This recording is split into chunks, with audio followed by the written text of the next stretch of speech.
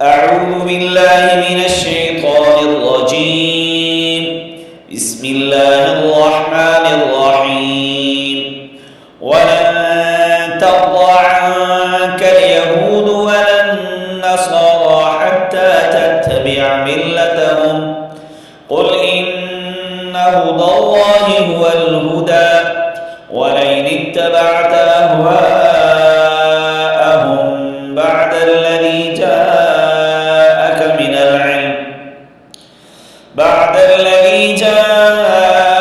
من العلم ما لك من الله من ولي ولا نصير الذين آتيناهم الكتاب يتلونه حق تلاوته أولئك يؤمنون به ومن يكفر به فأولئك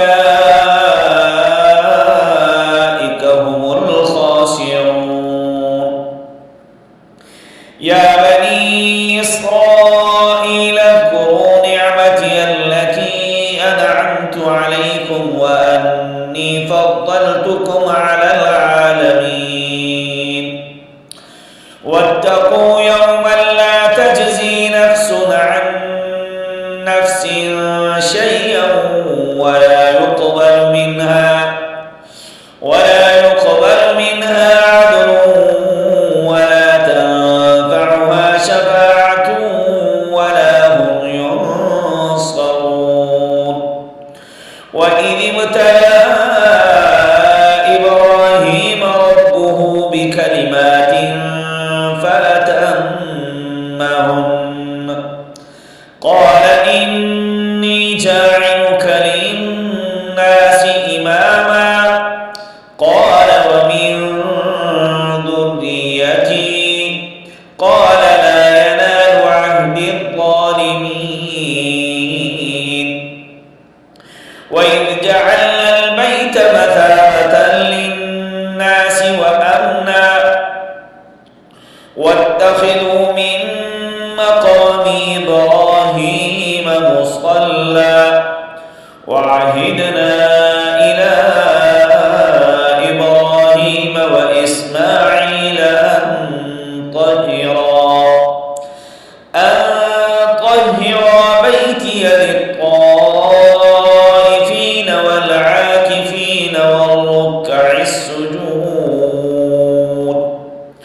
وإذ قال إبراهيم رب اجعل هذا بلدا آمنا وارزق أهله من الثمرات من آمن منهم بالله واليوم الآخر قال ومن كفر فأمتعه قليلا ثم أضطره إلى عذاب النار وبئس المصير صدق الله العظيم। आइए कुरान मजीद पढ़ना सीखिए हमारे साथ और कुरान पाक पढ़ने से घर में बरकत का नुज़ूल होता है, अल्लाह की रहमतें नाजिल होती हैं। कुरान पाक पढ़िए, कुरान पाक सुनिए, हमारे इस चैनल को सब्सक्राइब कीजिए। जज़ाकुमुल्लाहुल आफ़िया।